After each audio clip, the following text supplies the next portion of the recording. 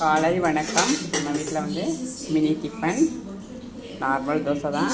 Paper மாதிரி ஊற்றி நல்லா இப்படி தேய்ச்சி விட்டுருணும். பேப்பராட்டம் வரும்.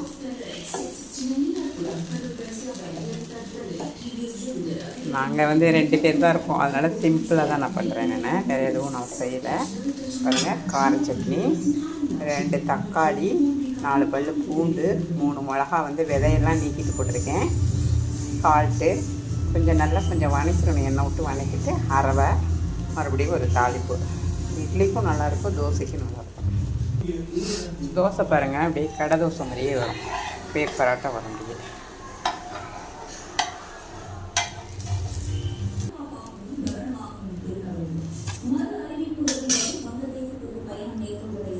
சட்னி ரெடி ஆகிடுச்சு. சாப்பிடலாம் வாங்க. வீடியோ பிடிச்சிருந்துச்சுன்னா லைக் பண்ணுங்கள், ஷேர் பண்ணுங்கள், கமெண்ட் பண்ணுங்கள், சப்போர்ட் பண்ணுங்கள்.